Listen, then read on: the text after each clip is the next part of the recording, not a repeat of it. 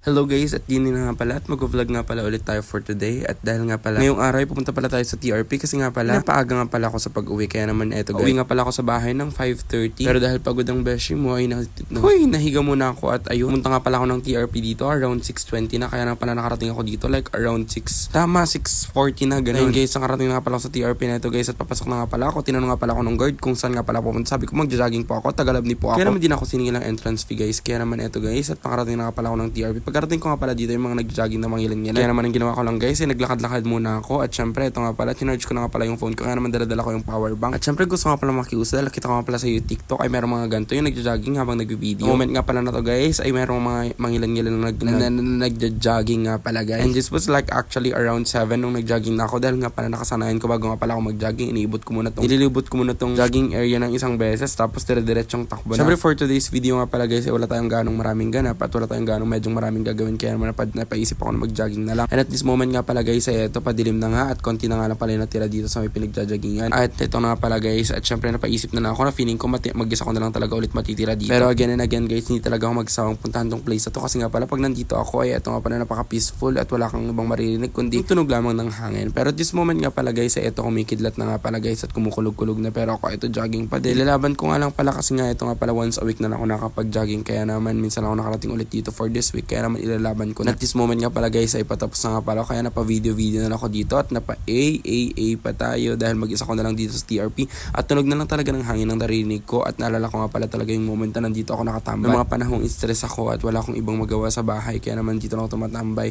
So napakasarap talaga dito guys pag gabi. At para sa kalaman ng lahat guys, ang TRP pala ay nagkasarado ng 8:30 PM. And then nga pala sa entrance area nito guys, baka magulat kayo kung bakit ako nagbayad ng entrance fee guys. Binavalidate nga pala dito yung ID namin kung Tagalabni kami para hindi na kami magbayad ng entrance kasi nga pala kapitbahay lang din naman pala talaga namin. Napakaganda din pala ng view dito pag gabi. Ito nga pala si Baby Likik, siya lang din naman yung kasama ko pag nagta-travel ako. At siya nga pala yung sinakyan ko punta dito sa TRP. At syempre this moment nga pala guys ay eto pauwi na nga pala ako. This was actually like around 7:45 na nung pauwi ako. Literal na wala na talagang tao sa loob ng TRP at mag-isa ko na lang kaya naman eto napa-video muna ako sa salamin at tinignan ko kung may epekto ba talaga yung pag-jogging ko. At ayan actually dito guys may pa-flex pa ako ng muscle dito kala nung macho. At syempre yun nga guys natuwa ako dun sa side mirror ko kahit medyo madumi na siya. Wala akong ibang ginawa kundi mag-video na lang at enjoy yung moment na to. Actually for today guys, napaka-peaceful ng mind ko kasi nga pala wala akong ganong ginawa at wala akong ganong iniisip. Yun pa, masabi ko pa rin productive ako dahil nga pala mga bagay na dapat kong tapusin sa mga susunod na araw at yung mga bagay na hindi ko nagawa ng mga nakarang araw ay dito ko nga pala tinapos. Ito na nga guys, finally ay pauwi na nga pala ko. Ito na nga pala palabas na ako ng TRP at syempre hindi natin makakalimutan mag-video. And para din ma-inform kayo guys, baka nadadaanan nyo na rin tong TRP. Ito nga pala itsura ng labas ng TRP kapag gabi na.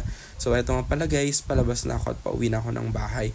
At sa mga susunod na video na ito, hindi na pala ako nakapag-video kung saan ako dumaan at kung paano itsura ng daanan pauwi ng bahay. Pero ito na nga pala guys, yung papasok sa amin, ito medyo creepy siya kasi nga one way lang siya at medyo madilim. Pero isa naman sabi ko guys, sanay na ako dito kasi nga pala dati nung nagbi-BPO pa ako, nagbibiyahe ako dito ng 12 midnight. Siyempre ito nakarating na nga pala ako ng bahay at kinuha ko yung mga laman ng compartment ko kasi nga pala kapag kagaling ko kanina ng trabaho ay hindi ko nailabas yung mga jacket ko. Tapos ito pagkapasok ko sa bahay, nagchichikahan sila mama sa labas, nagmamaritesan sila kaya pumasok na agad ako dito sa kwarto. At syempre nirealize ko napakarami ko pang kalat dito sa kwarto, di ko alam kung kailan ko tumamalinis kaya napakaladag na lang ako. Huy! Pagkarating ko nga pala ay ito nag-open ako ng laptop agad dahil may mga nagpapaprint pala. Tapos na-realize ko medyo mainit yung kwarto kaya sinindi ko na yung aircon. Paisip na nga lang pala talaga ako dito. Naku, pahamak na naman ako sa bayaran ng kuryente. Ganun pa man, deserve ko naman siguro. Kaya huy, hanggang dito na lang muna ang ating vlog. Bye-bye for now. Maraming salamat sa pagsama. Aww.